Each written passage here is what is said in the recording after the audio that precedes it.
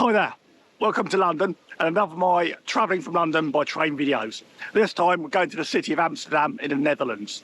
So in this video I intend to show you the route by train, obviously, the terminus stations at London St Pancras and also Amsterdam Central, and the accommodation you can find there, some of the facilities.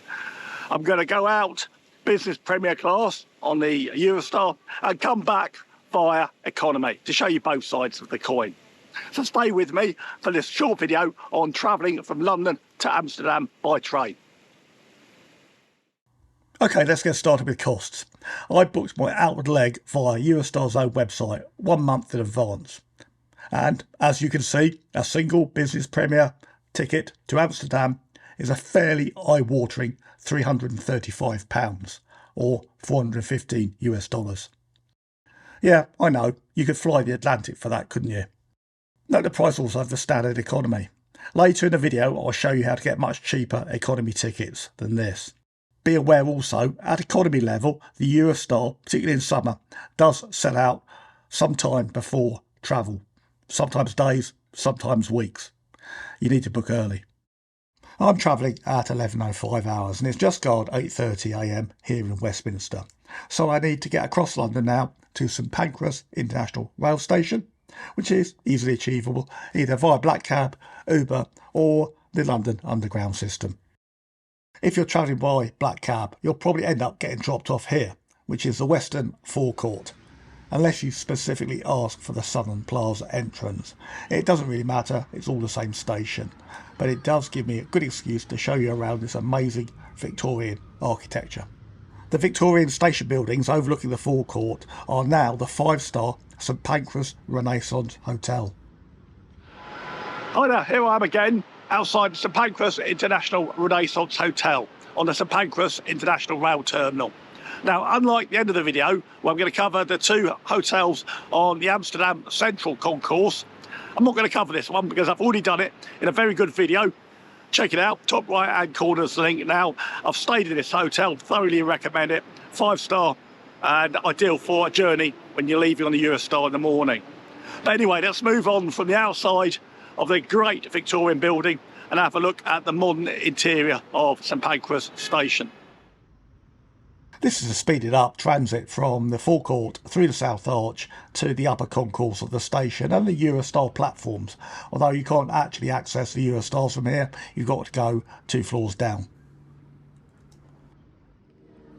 If you're travelling by London Underground, then this is where you will arrive. The joint King's Cross St Pancras tube station. That brings you out directly in front of the Southern Plaza entrance to St Pancras International Station. St Pancras is probably London's most modern rail station, and it was very expensively renovated in 2007 at a cost of nearly £1 billion to become London's terminus for HS1, the high-speed rail route. The result of the renovation is a fusion of Victorian-era brick and ironwork with state-of-the-art modernity. Okay, back to the job at hand. First thing I need to do is check on the departures and see if there's been any changes. Around the station you will find Eurostar and domestic departures and arrivals boards. As you can see from this info board, it's now 9:12. My check-in for my departure starts at 09:30, so I've got about 15 minutes to have a wander around the station lower concourse. I could of course have an alcoholic drink at the lovely CSC's wine bar. However, I think it's a bit early for that at 9 AM, so I'm going to grab a coffee to go and have a wander around the shops on the lower concourse. Now here's a huge tip from the top, and I really do mean this. If you are travelling economy, have your breakfast or your lunch if you're travelling later before you check in. As I'll demonstrate in a minute, you probably won't get the chance once you're in the departure lounge or on the train. Of course, travelling business premier class, I don't need to worry about that, do I? Let's stop a minute and listen to this amateur pianist on the concourse piano.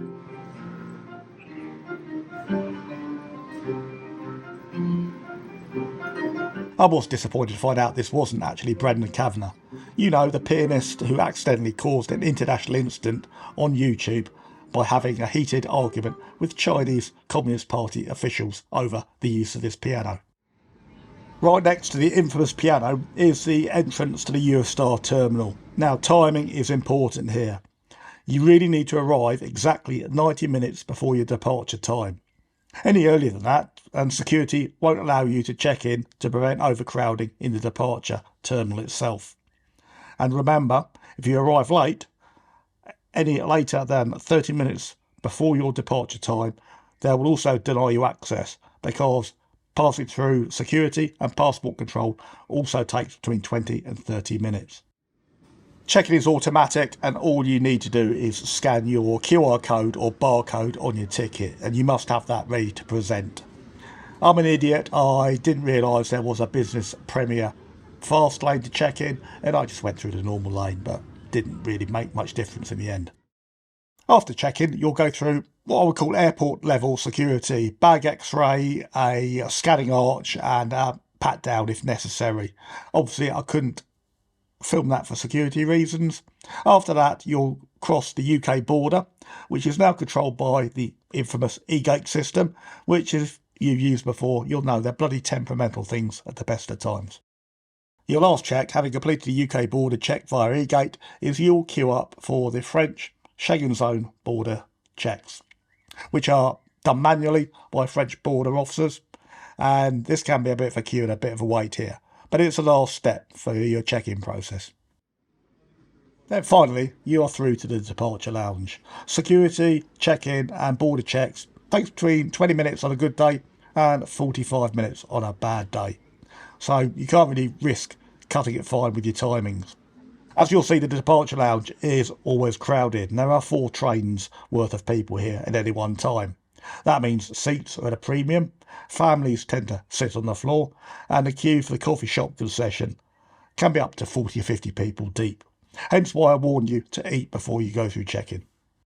Looking quickly at the info board inside the departure lounge, and you can see that it took me 25 minutes to get through security and border control. That's not bad, it's about average. But I've now got an hour and 10 minutes before my departure. What to do? Well, this is where the business premier class comes into its own. Unsurprisingly, included in the price of a business premier Eurostar ticket is access to the Eurostar's business premier lounge at St Pancras. Now, unlike certain first class lounges in airports, say, economy class and standard premier ticket holders cannot pay separately for access. It's business premier or nothing, unfortunately. A concierge will check your ticket before you're allowed entry to the lounge, so you can't blag it either. Let's take a wander around the business premier lounge and see what's inside. As well as comfortable and plentiful seating up here, there is also a range of complimentary hot, cold and alcoholic drinks, beers and wines, and also snacks and nibbles. But I really wasn't that overly impressed with the selection and choice. There was also a complimentary bar, but as you can see, not a lot of service going on here. The bar girl was there 1 minute, then disappeared, probably on break. The Eurostar Business Premier Lounge is, though, an oasis of calm compared to the chaos that is the main departure lounge. But I wouldn't really equate it to the equivalent of an airline first-class lounge at, say, Heathrow Airport. I was up here for about an hour. Again, don't worry about missing your train because public address announcements are piped through to the first-class lounge.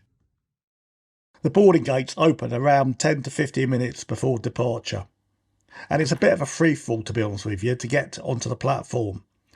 You'd be surprised to find that there is no priority boarding if you're a business premier class customer. And another unfortunate aspect of this is the premier carriages tend to be right at the far end of the train, so you're going to have the furthest to walk.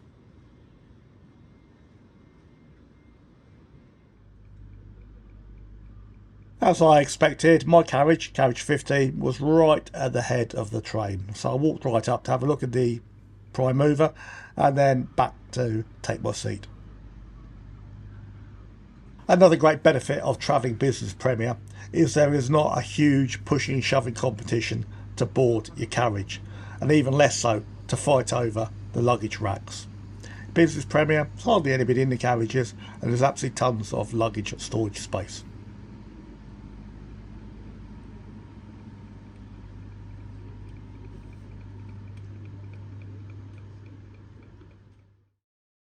Okay, so we're in the right place. As you can see, the layout of the Premier carriage is rows of 2 chairs and 1 chair, and the 2 chairs tend to be grouped in 4s with a fixed shared table, whereas the singleton seats have a fold-away table, a bit like an aircraft. Plenty of room, plenty of leg room. And at exactly 11:05 hours, we've started and we're on our way to Amsterdam. Amsterdam. My name is Stefan and with my colleague Olivier, we are 3 minutes today. Innan the hour be your host at Cafe Eurostar, coaches 8 and 9. Our tickets are available at every seat, and please be aware that our trains are fitted with sensitive smoke detectors. Smoking, including electronic and paper cigarettes, therefore strictly forbidden. Thank you. So let's take a look at the seat, see what we get for our money. Well, as you can see straight away, there's not a lot of difference between this and an airline seat, although I would say there is a lot more leg room. You get a fold down table and a document holder. That's a napkin I think somebody's left behind. And then there's a courtesy light to the right for your cup holder and your equipment charging. Also at the bottom of that is a Euro 2-pin plug for mains charging. Another document holder and a footrest. Let me show you on the map the first leg of our journey. Obviously we started in St Pancras in central London, and we're going to head to Folkestone in Kent, the entrance to the Channel Tunnel, and we're going to be following rail route HS1, high speed 1 route. And this is going to take us about 25 minutes to the Channel Tunnel. At full speed, you'd be surprised how quickly the Eurostar does thunder through the English countryside. Within 10 minutes, you'll go past the Dartford Bridge crossing in Essex. Once the train is underway, in the Premier carriages, you get the first complimentary drink service. You have a choice of, I think, wine, beer, champagne, I think it was on offer, or fruit juice, and a snack. The snack in this case, first for me, barbecue flavour fava beans. I really was tempted to ask the waiter for a nice Chianti to go with it. With some fava beans and a nice Chianti. Unlike my previous trips on the Eurostar, the driver now, it might be the individual driver, does tell you when you're about to enter the tunnel, and there is a display on the display screen. But you'll still find it's a bit of a non-event, and if it's your first time you're expecting something dramatic, I think you're going to be disappointed. The Channel Tunnel is 31 miles long, or 50 kilometres long, and was completed in 1994. It will take the Eurostar about 25 minutes to navigate the tunnel, 100 metres below the English Channel, between the towns of Folkestone in the UK and Calais in France. The Eurostar will enter the Channel Tunnel in the town of Folkestone, which is about 5 miles before you get below the surface of the sea. Another shameless plug for one of our previous videos now, but it's a video I think you'll enjoy, because if you're interested in the history and construction of the Channel Tunnel, well, this covers that and the construction of Sanfaiho Country Park. Link in the top right hand corner if you're interested. And this is us entering the Channel Tunnel in real time. As I said, it's nothing dramatic. 1 minute it'll be daylight outside, and then you'll look through the window and it will go dark for about 25 minutes. And that's it.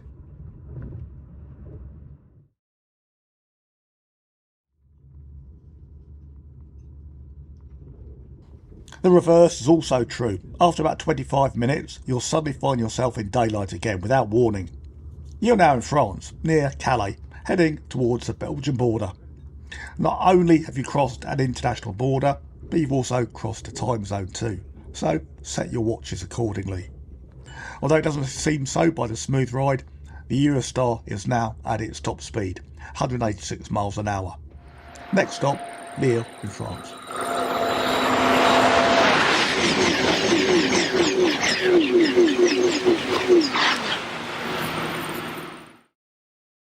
Time for another map update. I'll show you the mainland Europe leg of the journey now, and the Eurostar will make 3 intermediate stops between the tunnel exit and our final destination of Amsterdam Central.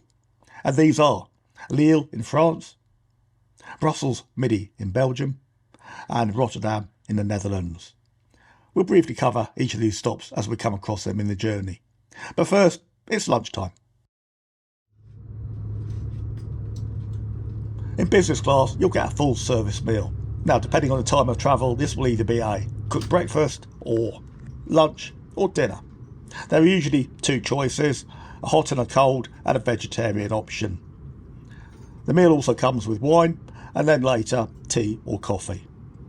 I think, and I can't remember exactly what I had, this looks like baked haddock and vegetables. Again, the meal is okay, but I wouldn't compare it to first class airline meals. The meal service will start almost immediately on your exit from the tunnel into France because the staff want it all done and dusted before arrival at the first halt, Lille in France, about 25-30 minutes later. The stop at each intermediate station is no more than 5 minutes, literally just enough time to allow passengers off and passengers on. So if you are getting off at an intermediate station, don't hang around. But while we're static at Lille, it gave me a chance to have an explore of the rest of the Premier carriage. The Premier carriage bathrooms are absolutely huge in comparison to the standard economy bathrooms. They're also very clean, sanitary and well maintained. Word of warning though, unlike aircraft bathrooms where you have a dim light to remind you to lock the door, you don't have that here. Lock the door or it's going to get embarrassing for you. There's not much else to see in the carriage other than the luggage racking, and then there is a vestibule to stretch your legs. Quick reminder, smoking and also vaping is prohibited on the Eurostar, and also don't recommend you get off at an intermediate stop to smoke or vape. The train will leave you behind. 30 minutes after leaving Lille in France, you'll arrive at Brussels Midi station in Belgium, and I'll cover this station in a bit more detail later on in the video.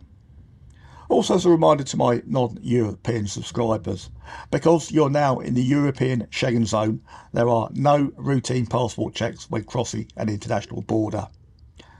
Once you've had your passport checked at London St Pancras, that covers you for the whole of the Schengen zone until you return to the UK.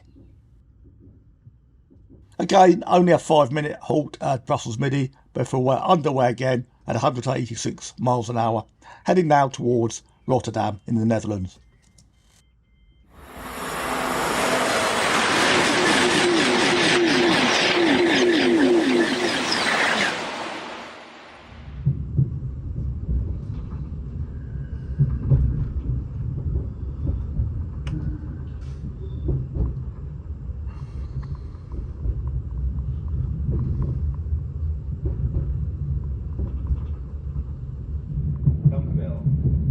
Dear passengers, please keep in mind that there might be pickpockets active from Rotterdam Central, so keep an eye on your personal belongings. Thank you. For some reason there was a bit of a longer wait at Rotterdam, maybe 10 minutes instead of 5. Not a huge delay, but I decided to give my legs another stretch while we were waiting to depart.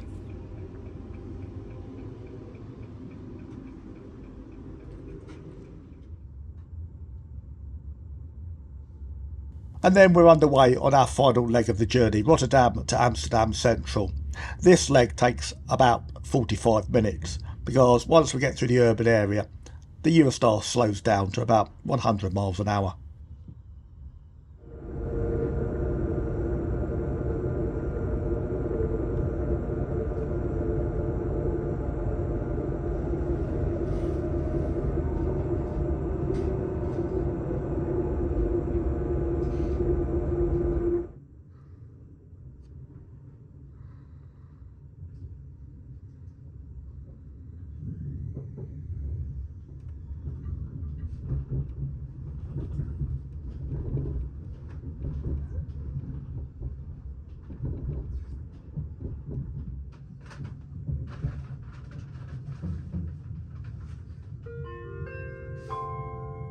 And finally, 4 hours and 5 minutes later, at 16:15 hours Central European time, we've arrived at our final destination, Amsterdam Central Station, the Netherlands. Time to get off. Amsterdam Central Station, please do not forget anything in the train. And if possible, leave the train as soon as possible because it has to go to the depot. Thank you for your consideration and have Really do make sure you've double checked that you've got all your belongings, particularly mobile phones and chargers in your seat pockets, because once you've disembarked, the Eurostar will only hang around for 5 minutes before clearing the platform.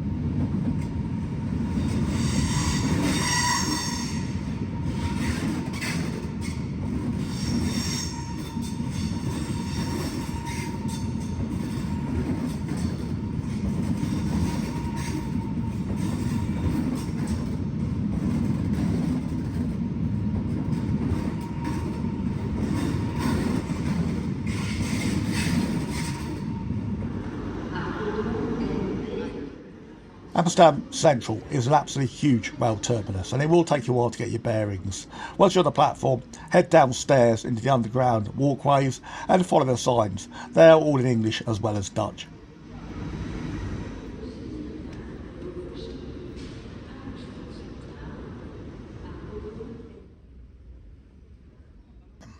While in my opinion maybe a little more urban and a bit more down market than London St Pancras, there's still plenty of facilities at Amsterdam Central Station. You have got some shops, some quite upmarket shops, food shops and cafes, and coffee shops. No, not that type, not yet, on the station forecourt. Particularly if you need a break before you're going to continue your journey on in the Netherlands. Some way similar to St Pancras in London, there are two main entrances to Amsterdam Central Station. The north entrance, which is here, will take you towards the ferry service to Amsterdam North. This is closest to the Eurostar platforms, and if you follow the signs for exit, this is probably where you'll end up. If you want central Amsterdam City, you want the other exit. I'll show you that now. As you can see, when I arrived, I brought the British weather with me. The station southern entrance is the main entrance, and this features the original 1800s station buildings, which opens out onto what is known as Station Square. Here you can pick up the city tram service, the bus service and the various taxi companies. Also, Amsterdam city centre is within walking distance if you're feeling fit and travelling light. If you aren't travelling on immediately and you need accommodation for the night, then there are two hotels immediately next to Amsterdam Central Station. I've stayed in both, so let's take a look at these very briefly.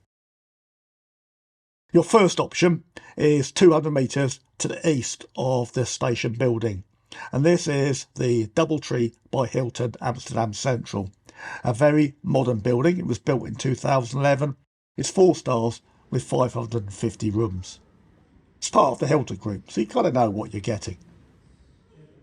The hotel is located 5 minutes walk from the station along a pedestrianised Canal Quayway, and it's co-located with some quite nice restaurants.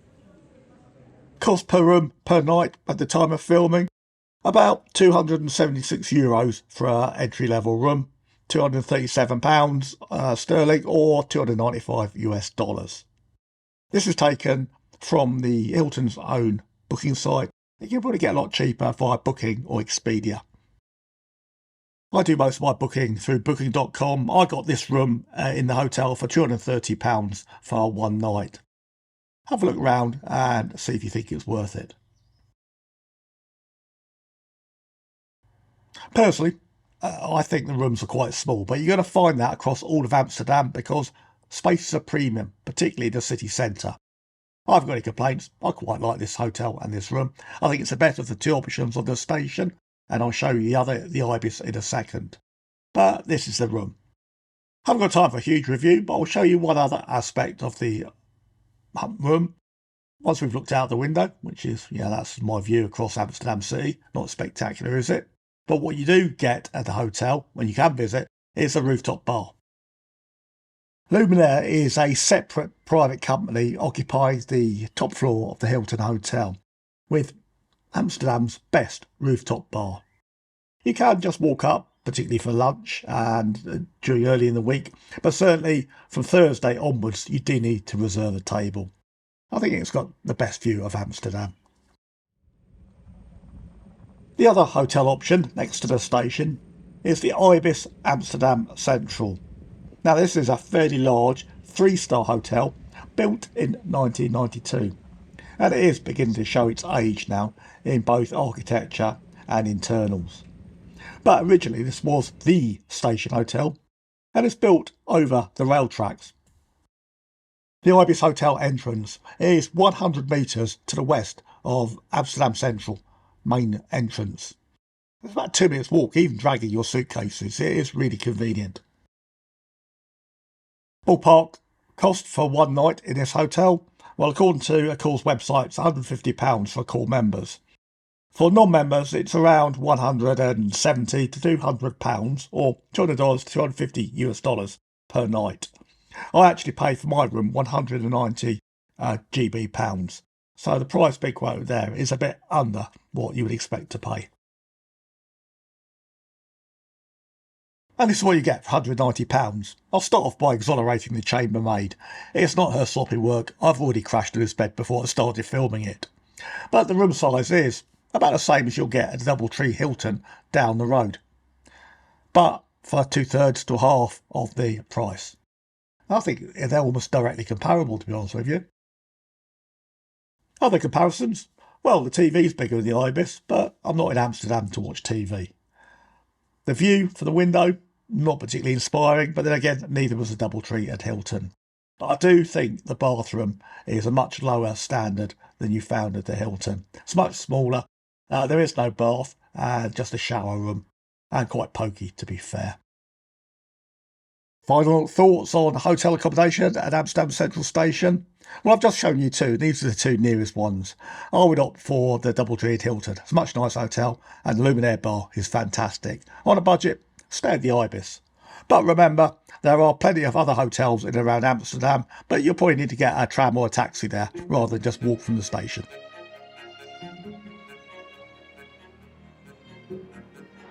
Okay, so that's our week in the Netherlands finished. Time to head back to London. Slightly different going back now, because I came out fairly expensively. Business Premier direct to Amsterdam from London. Going back, we're going to try and save some money. So I'm going to go back really cheapest I can on the Eurostar. It is even cheaper if you go back via regional train, but we're not going to do that today. So I'll be going back economy class, obviously, but we're going to break the journey up into two legs. The first leg will be from Amsterdam to Brussels Midi, and I'll show you around Brussels Midi station, and then we'll change Eurostars, cross the channel and arrive in London St Pancras. Same journey time, but there is an hour stopover in Brussels Midi. Right, let's go then. So the first change is that I'm now going to be travelling standard or economy rate. And also to save money, I'm not going to use the Eurostar's native app. I'm going to use an app called Trainline that automatically finds you the cheapest fares. At the time of filming, this random search showed a cost of £111 as the cheapest fare for Amsterdam to London St Pancras. For my journey that I did film, it only cost me £70. But bear in mind that when I came out Business Premier at a cost of £334 one way. Even at economy, the Eurostar is still much more expensive than flying. Okay, let's head back to London then. To start our journey off, we need to get back to Amsterdam Central Station, go to the north entrance, and this time we want platforms 14 and 15, which are the Eurostar terminal. You can get a direct train from London to Amsterdam, but to save money, I'm breaking my route down into two legs. The first leg will be Amsterdam to Brussels Midi. So for the last part of the video, I'm not going to show you the whole route back. You've seen the route out, it's more or less the same. What I'm just going to do is show you the changes when you go via Brussels Midi and travelling by economy class. Here we are then at Amsterdam Central Station, platform 14, and we're waiting for the Eurostar to Paris North. Of course, we're going to be getting off at Brussels Midi.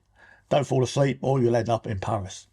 Another map check. On the map you can see the route. No surprises there. I showed you on the way out. It hasn't really changed. But this train will stop at Amsterdam Schiphol Airport and then Rotterdam and Antwerp.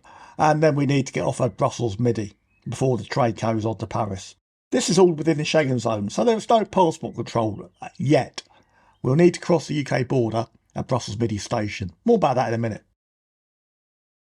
So here's a change which, if you're British, I'm pretty sure you won't be aware of, in that the Thalys rail group on the continent was acquired by Eurostar, and since early 2024 now bears the Eurostar branding.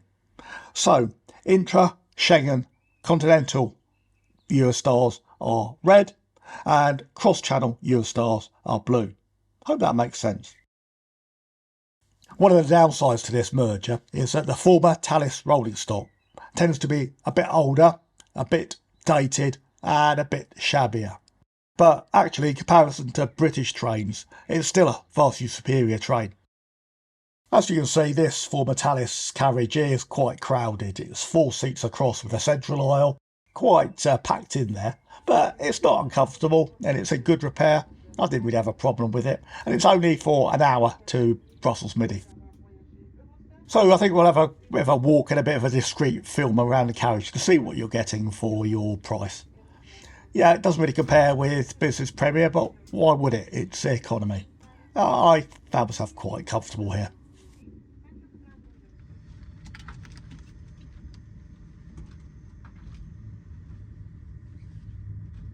It takes about 1 hour 50 minutes to get from Amsterdam Central to Brussels Midi Station, including all the stops. Now this is Brussels Midi Station main entrance. You don't actually need to come out here, you can stay within the station to transfer. Because I'm coming on a Schengen zone train, I'm going to arrive at the intra-Schengen terminal. But because I'm going to the UK, I need to cross the UK border. And that means I've got to go to the Eurostar terminal. They're only about 100 metres apart. If you're travelling on a blue Eurostar, i.e. a direct train from Amsterdam to London, you don't need to do this step. Your passport will be checked in Amsterdam. Because I've taken a red Eurostar, I've got to now go through the Channel Tunnel terminal. It's not a problem, I've got an hour to do it and change trains. So we're going to find the Channel Tunnel terminal, about 2 platforms away. A word of warning though, if you're going to do this like I have, allow at least 1 hour to change trains. It takes about half an hour to go through border control.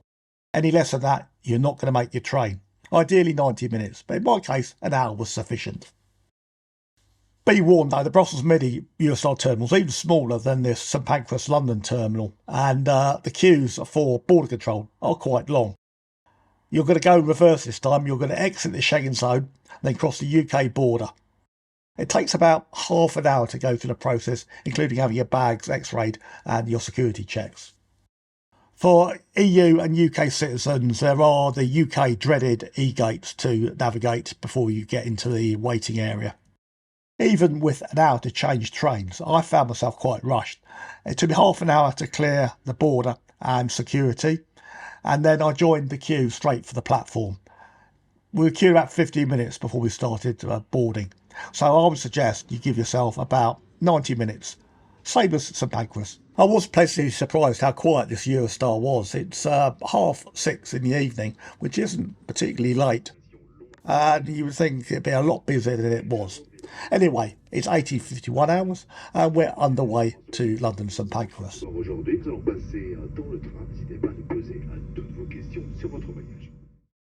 Final map check of the video. We're at Brussels Midi now and we're heading to London St Pancras. There are no intermediary stops on this route. It's plain sailing all the way back to London. So this is inside of an economy class carriage on the standard Eurostar. You can compare it to the former Thalys rolling stock. It's a bit plusher in here and a bit more spacious. 4 seats across and an aisle down the centre. Same layout as the former Thalys, but it's just a bit more comfortable. As you can see, this is what I've got. Plenty of leg room. I'm quite tall. It's the equivalent of an economy class aircraft seat. Nice big picture window to watch the French countryside rolling by. So in the cheap seats you don't get any drinks or meal service, so we're going to have to head up and explore the train and find our way to the Eurostar Cafe. You can actually use that QR code to have a look and see what's on the current menu. No, I wasn't at all impressed with the Eurostar Cafe. The woman behind the counter clearly wasn't interested in doing her job, and the stock was stupidly expensive. No, yeah, I'm spoilt in Business Premier, but I would suggest you just bring your own snacks on board. Don't waste your time in here. Okay, back to our seat then with our overly priced can of beer. It takes exactly 2 hours travelling time from Brussels Midi Station to London St Pancras. So here we are, back where we all started from a week ago, 1947 hours at London St Pancras.